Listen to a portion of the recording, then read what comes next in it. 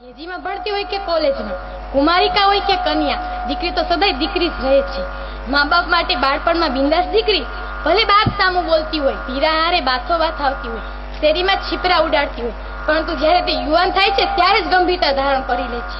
લગ્ન વખતે પીઠી ચોડી આમ તેમ સહેલીઓ સાથે મલકાતી, આનંદ માણતી, હજુ જાન પરણવાની થોડી વાર છે, પરંતુ જ્યારે ગામમાં કે શેરીમાં જાન આવે છે ને ત્યારે તે વિચાર કરે છે, મારી આ છત્રછાયા જેવા ભાવનો બદલો છોડીને આજે પારકાને પોતાના કરવાનો સમય થઈ ગયો છે.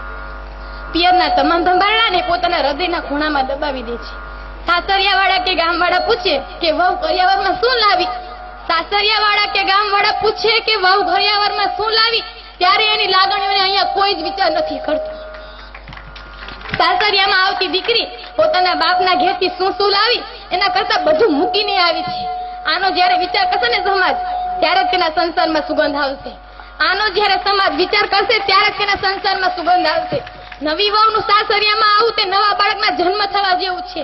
અત્યાર સુધી પિતાના ઘરે હતી એટલે કાંઈ ચિંતા ન હતી, પરંતુ હવે ઘરમાં આવતા ત્યારે ચાલતા શીખવું પડે છે. જો સાસુ સસરા કે પરિવારના સભ્યો આવો વિચાર કરે તો દીકરીના જન્મ થયા બાદ પિતાને ત્રીજી અશ્રુભીની આંખ મળે છે, જેના હૃદયમાં હંમેશા છુપાયેલી રહે છે. પ્રકૃતિએ પુરુષને રડવા માટે આ ત્રીજી ગોપની આંખ આપી છે, જેના હૃદયમાં હંમેશા છુપાયેલી રહે છે. અને દીકરીની વિદાય વખતે સાંભળજો તમે બધાય, દીકરીની વિદાય વખતે ચોધારા સુડે રડતો બાપ કેવો રૂડો લાગે છે. દીકરીની વિદાય વખતે આ ત્રીજી અશ્રુભીની આંખ જ્યારે ચોધારા સુડે રડે છે ને ત્યારે દીકરીની વિદાય આપતો બાપ કેવો રૂડો લાગે છે. ઘરમાં જુઓ તો સંતાનો માટે પિતાનો ચહેરો એક આદર્શ, એક વિશ્વાસ, એક આદર્શ બની જાય છે. જ્યારે પિતાની ચહેરાની રેખાઓ દીકરી માટે લક્ષ્મણ રેખાઓ બની જાય છે. પિતાનો ચહેરો ઓળખવામાં દીકરી જેટલી બીજી કોઈ વ્યક્તિ હોશિયાર નથી. પિતાનો ચહેરો ઓળખવામાં દીકરી જેટલી બીજી કોઈ વ્યક્તિ હોશિયાર નથી. દીકરી માટે પિતાનો બોલ, શબ્દો એટલે વેદ અને પુરાણ કે બાઇબલના વાક્ય બની જાય છે. પિતા શું બોલ્યા એ સમજવા પહેલા દીકરીના હોઠમાંથી શબ્દો સરી પડે છે. હા પપ્પા, એ આવી પપ્પા, આનું નામ દીકરી. જેને દીકરી હોય તે પિતાનો હૃદયનો એક ધબકારો છે પોતાના જીવવા માટે, જ્યારે બીજો ધબકારો દીકરીના કાયમી સુખ માટે છે. કેટલીક વાર દીકરીથી નાનકડી ભૂલ ચૂક થઈ જાય તો દીકરી કહે છે, મમ્મી તું પપ્પાને ન કહેતી. આમ પપ્પાના હૃદય સિંહાસન પર પ્રેમનો અભિષેક ઝીલવા એક દીકરી હંમેશા તત્પર રહે છે, ક્યારેય પિતાની નજરે નીચે બતાવ નથી જાતી.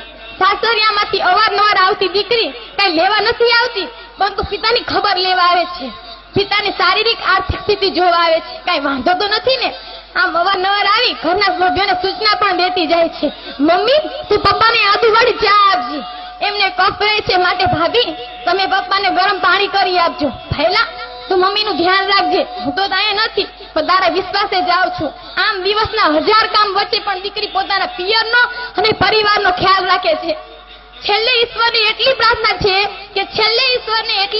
છે કે કોઈ પણ દીકરીને એના પિતાથી એટલી બધી દૂર ન મોકલતા કે શિયાળાની કાતિલ ઠંડી હોય, ચોમાસાની મેઘલી રાત હોય, કોઈ પણ દીકરી પોતાના હાથમાં એક ચમચી પાણી પણ પીવડાવી ન શકે. છેલ્લે વખતે પિતા પણ કહેતા હોય છે, મારી દીકરીને તેડાવી લો, મારે એનું મોં જોવું છે. છેલ્લે વખતે ખરેખર જે આ પૃથ્વી પર દીકરીના મા બાપ છે તેઓ ઈશ્વરની નજીક છે. ખરેખર જે આ પૃથ્વી પર દીકરીના મા બાપ છે ને એ ઈશ્વરની નજીક છે. આ પિતા પુત્રીના પ્રેમાને મારી લાખ લાખ વંદના. આ પિતા પુત્રીના પ્રેમાને મારી લાખ લાખ વંદના. આ છે અનમોલ રત્ન દીકરી, આ છે અનમોલ રત્ન દીકરી. गगन की शोभा सितारों से होती है,